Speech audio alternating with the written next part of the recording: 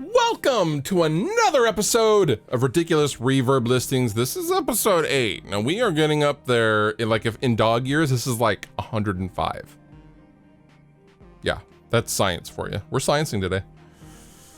Let's get to the ridiculousness, shall we? All right, Gibson RD Standard Bass 1977 Modified Double 4 Natural Maple. What? This is oh my lord. Oh, they converted this into an 8-string bass. What? Oh boy. Oh boy. That's not... Oh, that was such a beautiful bass. How do you even... I have so many questions. I mean, they didn't do a bad job in ruining it, I suppose. Like, it was in good condition, as it were. Oh boy. Oh no. That's 34.5-inch scale length, blah blah blah blah blah blah blah. Serial number, blah blah blah. Yep, 77. All the RDs, as all the other RDs, this bass is fitted with a 3-point bridge and two series 4 or 3 humbuckers. This is a jewel one can't find anywhere. It was perfectly upgraded, arguable, to a double 4 8-string bass guitar by one of the best German luthiers and fitted with a perfect active tone control. A sound feeling can be described as pure out of sight. Oh my god. I mean, I'm sure it sounds cool. I wouldn't have never done that to a vintage RD bass. How much? $3,700. Oh, you have had too much Wiener Schnitzel, Mr. Michael's Collection in Kassel, Germany.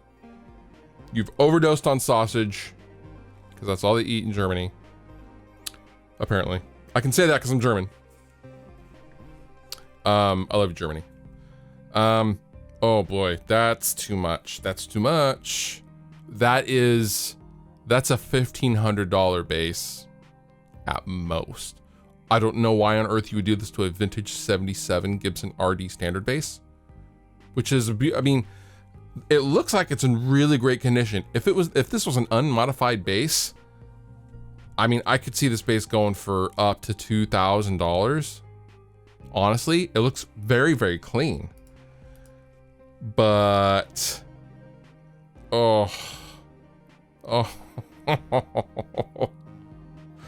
Let's just make a bracket and stuff all the extra strings.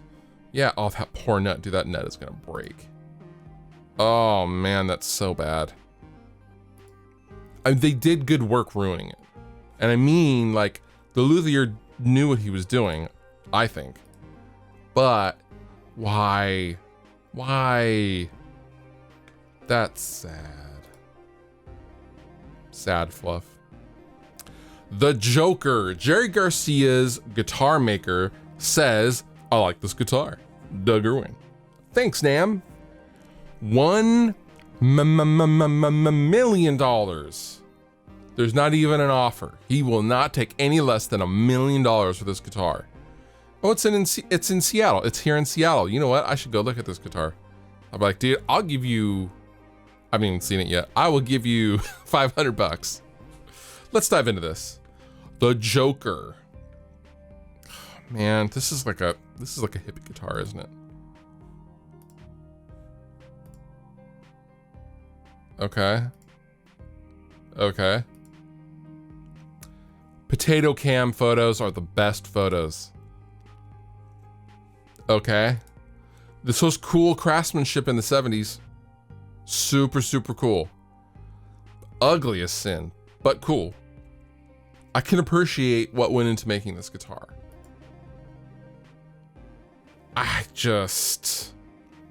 Only pickups available at the time for aftermarket were pretty much the DiMarzio Super Distortions, as we see here.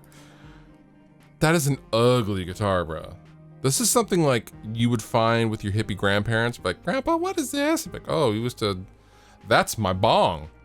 It also doubles as an electric guitar. Like that, this is the kind of guitar that is.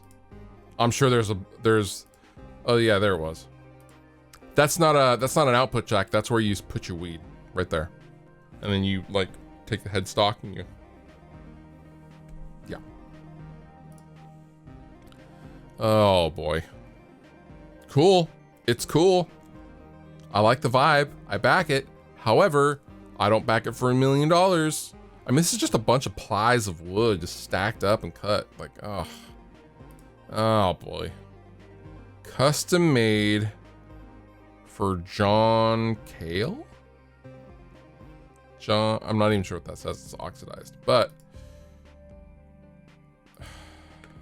let's read the description. Maybe it is worth $1 million. One of a kind 1970s electric guitar, hippie sandwich technique. Yeah, definitely hippie technique. Omega bottom and wiring, definitely alembic influenced. I would say so. Yeah, he's referring to the alembic basses. Thank you, Nam. Thank you, Nam. Blessed by a genuine Indian guru and Jerry's guitar maker. The Jerry Guitar Movie, the indie documentary of the mystery guitar, the Joker. We were able to get written opinions, views, and historic backup from many of the guitar makers of the day. Okay. Definitely early 70s because the trend never quite caught on of the replaceable pickups in the humbuckers. Oh, so that whole thing in the humbuckers is replaceable. Kurt Cobain's guitar sold for $6 million. His cardigan sweater went for $334,000. David Gilmour's black Strat went for almost $4 million. So this guitar that Jerry Garcia's tech said was cool is worth $1 million. Right? That makes sense to me. You know what? This is probably a pretty good deal. Also, $600 shipped, even though he's literally a couple miles from me. That seems like a good deal. Just kidding. Good God, how high is the seller? You are, bruh. We need to talk about your valuation. The Joker is the guy who's listing this, not the guitar. They're trying to raise money for charity. Yeah, I get it. Why would this be in the Rock and Roll Hall of Fame? Bruh. Nah. Zuzu Guitar Strat Style 020 Vintage Crate. Okay. Like, wait, the crate ant? What? Okay, so they made a guitar out of an old crate? That is, you know what? I've seen a lot of guitars in my time, like a lot of guitars. This is probably one of the ugliest guitars I've ever seen in my life. I'm just noting that. You know what? Everybody's taste is different. However, this guitar makes me want to punch babies. Yeah, it does. What am I looking at here? What the? Is this like a pickup and then just like some decorative wood attached to the housing? And then this is, what am I even? I mean, the aesthetic is cool. Like I like the, you know, dynamite and the 50 pounds American. Yeah, it held dynamite sticks. Okay. Let's take an Epiphone Les Paul fingerboard, which is what that looks like. And I don't know why, but it does. It looks like a Les Paul fingerboard that was pilfered from somewhere. That guitar is so ugly. The cheapest tuners. The top tuner's even crooked. Bruh.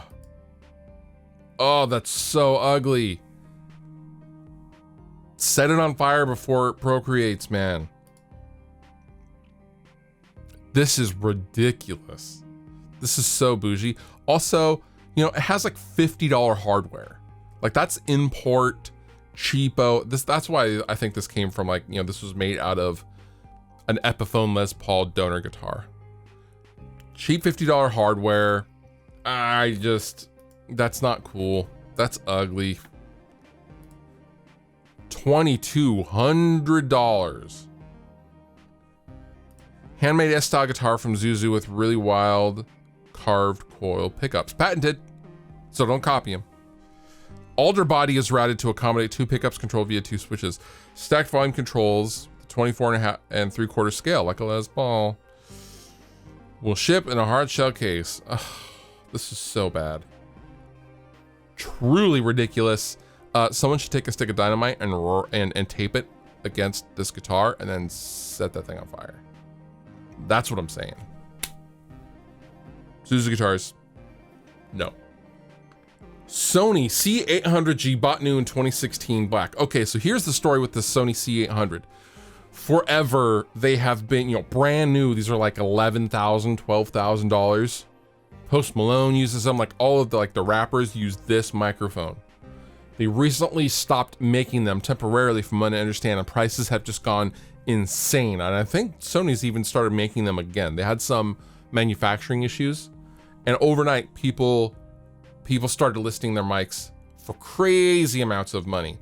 Case in point, $25,000. A mint condition Sony C800G with power supply, travel case, shock mount, and spare tubes. I am the original owner and have maintained this beauty for the last 5 years. No dents, scratches, or anywhere. Sony's fulfilling last call orders before stopping production. Do not message me about Vintage King having these at $11,000 brand new. By now you will receive a refund. Oh, by now should be BUY. All you will receive is a refund. So please avoid the urge to message me about it being for sale. I know that someone else is selling these brand new for $11,000. Don't message me, just pay me my $25,000. Okay, microphone guy, calm down. So what? This is a money grab. Miller Street Studios in Chicago, Illinois is all about the money grab.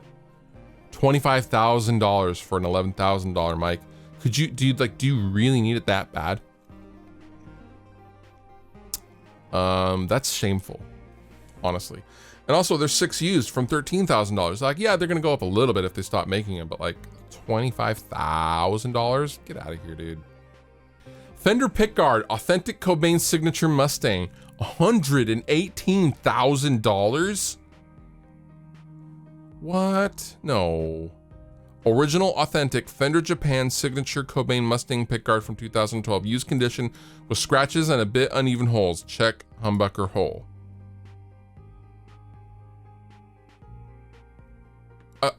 Wait. Okay, so this is a humbucker Mustang pickguard from a 2012 Cobain Mustang.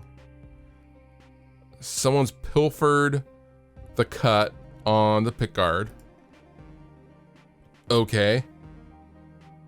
Oh, because I think this was originally a single coil, right? That's why there's no pickup. That's why there's no adjustment holes on each side, I believe.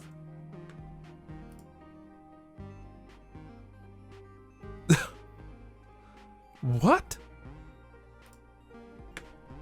Okay, what's so special about that? $118 and $44 to ship it to me from England? Bruh. What? I mean, dude, it's in fair condition for $118. These aren't super rare. You could get one of these made. Ridiculous. And last but not least, we have a Gibson RD artist, another RD. 1977 black stage and studio used with Lenny Kravitz. Okay, Danger Zone, calm down. Let's dive into this. Beautiful stage and studio used by Craig Ross. Oh, he's the guy with the big old afro in like the Are You Gonna Go My Way video. Gibson RD in rarish black finish. Yeah, in amazing condition. I've owned 3 of these and this one is by far the winner. Save a set of Schaller strap buttons. It's all original with the original case. In the past, I've had these refretted, but this one actually plays fantastic and has enough meat in the frets to play splendidly. Also, the RDs made in 77 had a Fender scale of 25.5 inch. That's true. Please see the pics of the bumps and things typical of an instrument of this age and use. All of Craig's guitars I've been helping sell have been cared for and exceptionally well. So the dude that used to be in Lenny Kravitz's band is selling off some fiddles. Now, this is a cool guitar. And it is fairly rare. I mean, it's not like crazy rare, but you know, to see a 77 in black. Okay. That's cool. It's in good condition. No breaks. Yeah, it's a 77. Okay. A little wear. That's okay. I am pretty certain this bridge and tailpiece are replacement. Here's why I think that. And I'm not saying this is like an erroneously listed guitar or anything. I'm just noting because I own two 77 RDs and I know how the metal oxidized on those bridges really poorly because it was really, really cheap pot metal that they were using. Look at the wear and tear on these pickups. That bridge is new because the bridges on these just fell apart. I have the original bridges for both my guitars and they look like they were left in acid for like a year. They really, really eroded. There's some paint chips.